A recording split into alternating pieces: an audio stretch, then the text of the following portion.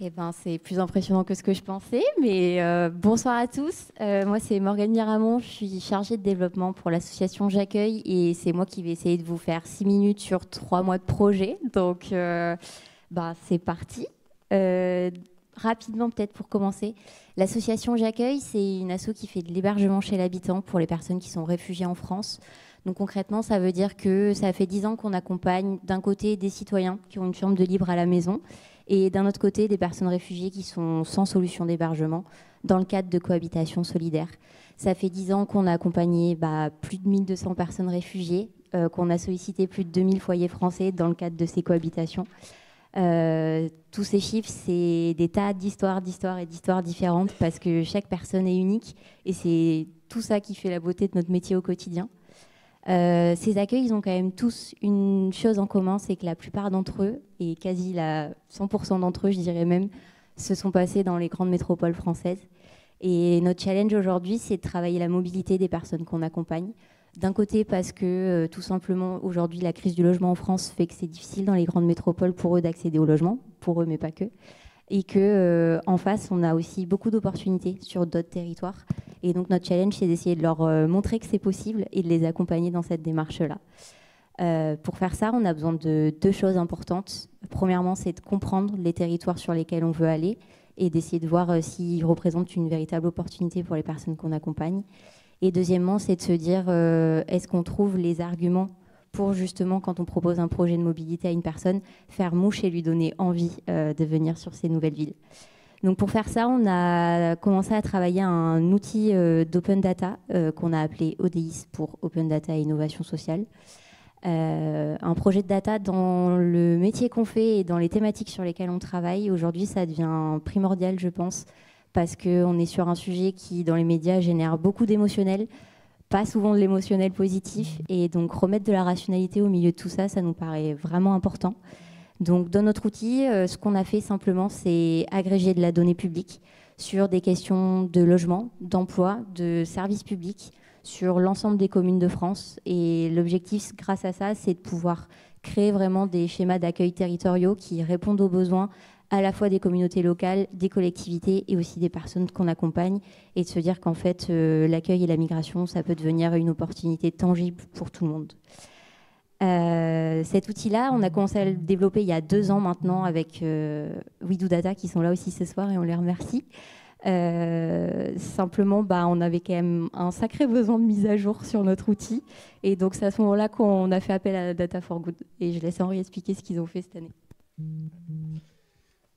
Bonjour, oui, les bénévoles ont répondu présent du coup pour un peu se repencher sur toutes les données qui constituent les indicateurs clés dont J'accueille a besoin pour travailler. Donc il y a vraiment une multitude de données, des sources de données très nombreuses, voilà, qu'il a fallu un peu explorer et dans l'optique bien sûr de les ingérer dans une plateforme de données robuste.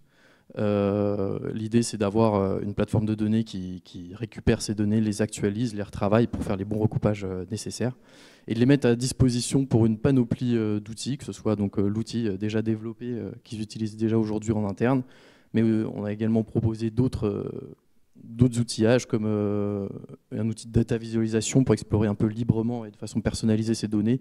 Et on explore aussi la voie de brancher un agent conversationnel sur ces données-là, quoi. Et en parallèle de ça, il y a aussi tout un travail sur les usages qui peut être fait autour de ces données-là et de cette plateforme. Et... Oui, un deuxième volet sur ce projet, c'est qu'on a envie à terme qu'ils ne servent pas qu'à notre association, parce qu'on est plusieurs assos à bosser sur l'accompagnement des réfugiés, à bosser sur l'accompagnement en insertion professionnelle de manière plus large aussi. On sait qu'on a aussi des collectivités qui sont intéressées par ces sujets-là et qui manquent parfois de moyens pour construire des politiques d'accueil intelligentes. Donc l'objectif aussi dans l'accompagnement cette année, c'était de se dire on va prendre le temps de discuter avec ces acteurs-là et de leur présenter le projet pour voir quels seraient leurs usages et leurs besoins sur cet outil, en partant de l'existant qu'on a déjà, mais en se disant que ça peut nous aider à développer l'outil différemment. Et donc sur la petite démo qui vient juste là, on voulait vous présenter une des propositions qui ont été faites par les bénévoles cette année. À partir de la plateforme data qu'on a conçue, on va pouvoir explorer les données de façon plus interactive que sur la suite ODIS existant. Par exemple, ici, on a réalisé un prototype Superset concentré sur une donnée centrale, qui sont l'emploi et le logement. Grâce à la carte, on a une vision de l'emploi en France, sous forme de carte de chaleur où les points les plus clairs sont les points de plus forte concentration d'emploi. Dans l'accompagnement des personnes, on va généralement se concentrer sur une région. Par exemple, ici, la Nouvelle-Aquitaine. Au survol de la commune, d'une des communes, je peux voir le code communauté de la commune, le code de l'EPCI, un taux moyen, une taille moyenne d'occupation des logements, et je peux ensuite zoomer sur un territoire. Par exemple, ici, si je décide que c'est ma communauté de communes d'intérêt, la commune de Libourne m'intéresse.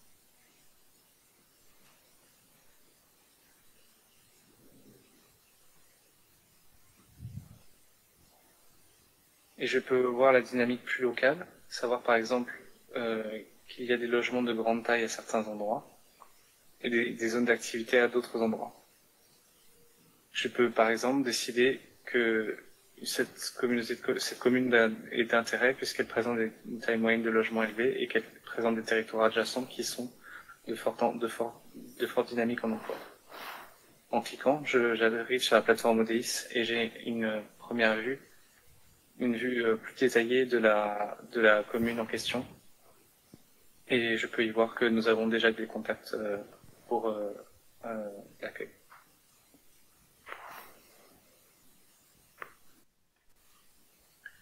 À partir de la plateforme data qu'on a conçue, on va pouvoir explorer les données de façon plus interactive.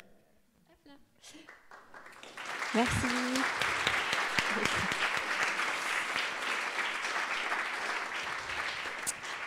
On me fait un signe de chrono, donc je ne vais pas vous faire l'affront de lire les noms de toutes les personnes qui ont participé à ce projet, mais je vous dis à toutes et tous un immense merci pour le temps précieux que vous nous avez donné, pour votre énergie, pour votre enthousiasme, pour les idées que vous nous avez partagées. On n'a clairement pas les mêmes moyens que les géants de la tech, mais c'est avec des gens comme vous qu'on continue d'avancer pas à pas et de construire une nouvelle société qui est plus ouverte et plus inclusive. Donc merci beaucoup pour ça, de la part de toute l'équipe et des personnes qu'on accompagne. C'était vraiment important et c'était vraiment chouette de bosser avec vous. 3 mots pour la suite et après je vous laisse.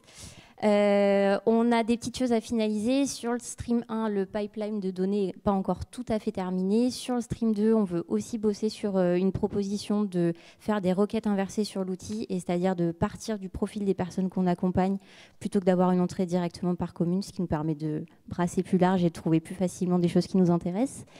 Et tout ça pour qu'à terme, on puisse, comme je le disais au début, ouvrir notre plateforme à d'autres acteurs pour continuer dans cette démarche d'intérêt général et de dire que plus on est nombreux à travailler main dans la main et plus on avance. Voilà, merci beaucoup.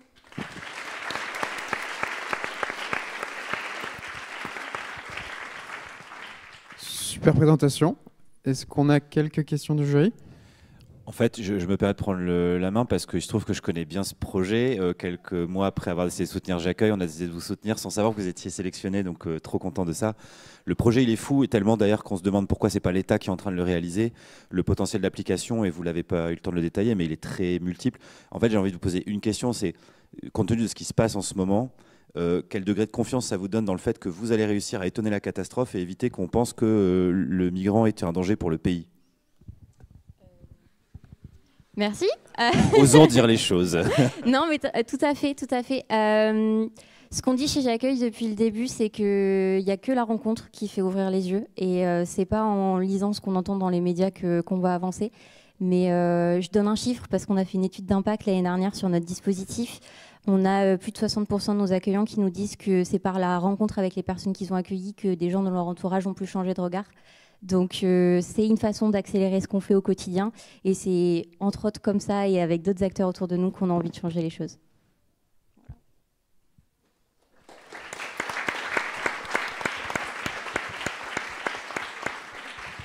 Est-ce qu'on a une autre question du jury ? Oui, merci beaucoup. Une question de compréhension. Quand on a vu la démo, il y avait une jauge. Ça, c'est en gros le taux d'occupation moyen des logements dans la zone, c'est ça ? Oui, c'est ça. C'est ça. C'est la densité. Ouais, Ok, donc c'est. Ok. Et concrètement, comment est-ce que vous calculez ce Il y a ratio-là? beaucoup de données d'open data en fait qu'on agrège et qu'on recoupe avec. Non. Apparemment, j'ai dit une bêtise. Je sais pas.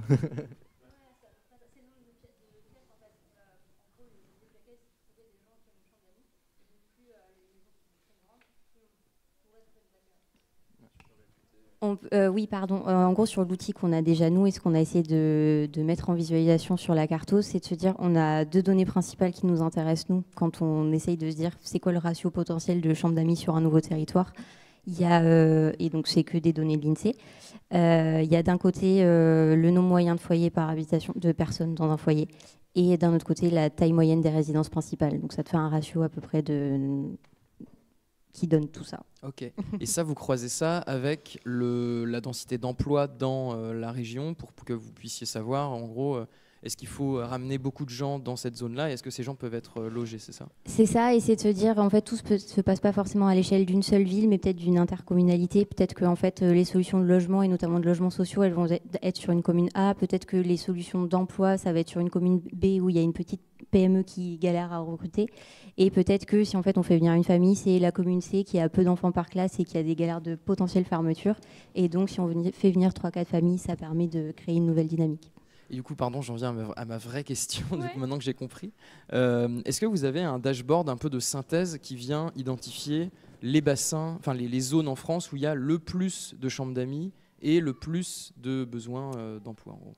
En gros, aujourd'hui, sur l'outil qu'on a déjà, on a toutes les infos en entrée commune par commune, département par département ou région par région. Là, l'objectif, c'est de pouvoir peut-être plus passer à l'inverse, justement, et de se dire, moi, la donnée qui m'intéresse, c'est les communes où il y a le métier d'électricien dans le top 10 des recherches d'emploi et où il y a plus de 5% de logements sociaux vacants. Donc ça, c'est ce qu'on est en train de terminer avec les filles pour se dire que ça nous permet de viser plus large et de trouver ce qui peut correspondre aux personnes qu'on accompagne. Merci beaucoup, super projet.